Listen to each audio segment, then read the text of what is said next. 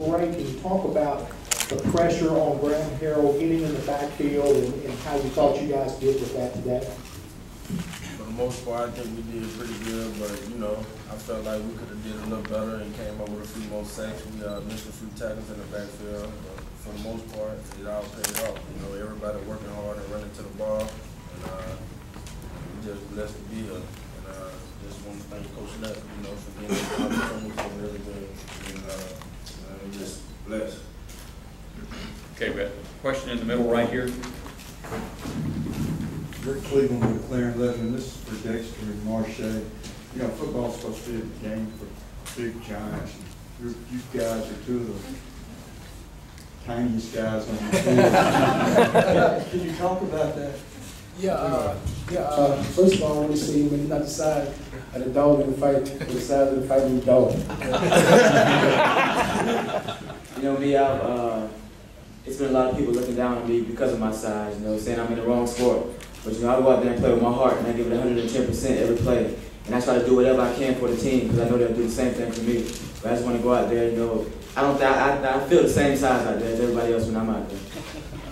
Okay, another question right here. David Brandt from the Clarion Ledger. Mike, can you talk about being and Jevin, if you could talk about this too, the double coverage touchdown catch? I mean, just walk us through that play, and Jevin, if you thought you made the right decision when you threw that ball in the air. You know, I just knew that if I threw it out there as far as I could, that he'd go and get it, and you know, I'm just lucky to have such a great receiver. Oh man, you know, Jevin just made a perfect throw. You know, all I had to do was run, and you know, he threw it between both of the guys right, and stick my hands up. So it was pretty much all him and Coach left for calling the play. We got a question on the back left. Ryan Mosley, ESPN Radio here in Dallas. This is for Michael and Grant. You guys really took over as far as both sides of the line of scrimmage in the second half. Was that necessarily the game plan, or did you guys see something in the course of the first half that you felt like you guys could really take control of the game in the second half down the stretch? It really started with practice, and I worked at it. And I mean, Coach has been telling us all week, run to the ball, and I mean, our guys did a great job at it. And I mean, we just hustled to the ball, and the plays came our way. Come from Coach Marcus, and now my offensive line coach. He a hard-nosed, traditional guy. He drilling in our head that we got to be physical. You know, that's what I kept telling the guys on the sideline, just be physical. And about midway through the second and third quarter, I mean, we just seen that it was, I mean, they just couldn't do anything against us, and we just came off the ball and just keep hitting them in the mouth. And you know, that's all we did was just be physical with them. Question front left. Adam Coleman, Daily Torador. Dexter, how fun is it being in the Wild Rebel offense, and do you feel like it is something that it's going to take a while for defenses to learn how to stop as far as SEC and everything? The Wild Rebel formation has been great. I'm glad Coach Nutt brought it to Ole Miss, you know, because it's been big time offensive. It's been big for our offense, and just to go out there and keep teams off balance like that, and all the speed that we do have, and Coach Nutt knows what plays to call. Coach Austin, man, the line is so physical, and by me being a small guy, you know, I need a little hole and I'm out of there. Okay, got a question on the second row, right-hand side. Bobby Rockmore, Dallas Morning News, Marche. What was it like when you covering Michael Crabtree? You know, you got a lot of one-on-ones out there. First of all, let's go back to the beginning where you kind of fell down on that one play that resulted in an interception, but it was all forgotten by the end. You had this 65-yard TD return. Yes, I mean, well, basically, man, it was a big-time challenge. I mean, man, all week we've been hearing things about Crabtree, Texas Tech, but Coach had challenged us to come out and, man, play every play like it's our last play. And I came out and did that, and we came up with the victory. Jevin, can you talk about your emotions today, coming home, and how special this day was for you? Just extremely special to be able to come back home and get a win. It feels great. You know, I'm from about an hour and a half from here, so I had a lot of family and friends in the stands. And, just have to thank these coaches and my teammates for getting us this win. We got a question on the back rear here, and then we'll come to the right.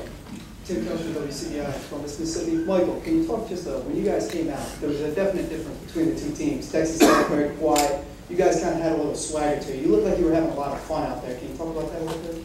I mean, this is our first bowl game, my first bowl game with my teammates. So, of course, we're going to be excited and fired up. And I mean, they wanted a top five team. You know, we lost 4 games, about 19 points. I mean, we got a lot of great players on this team, and they should have been watching film because we're a great team. We had to prove it. 91% of the country picked Texas Tech. We just looked at that, felt disrespected, and we came out fighting. We showed up, and I guess they didn't. Right here. Yeah, this way, right. Hello.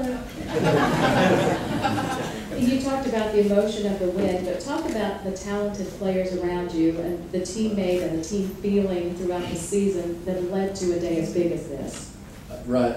What Coach said earlier about me, I can't do it without these guys, and they make my job so much easier. So, I just feel fortunate to be on such a gifted team and be able to play with these guys because they're a great group of guys, and I'm going to miss the ones that are leaving. I just feel very fortunate to have them. Okay, question on the left front. Chuck, on the Spirit Parade, and Mike, you talked about being physical. Did you feel them wearing down and y'all taking your toll on them as the game progressed?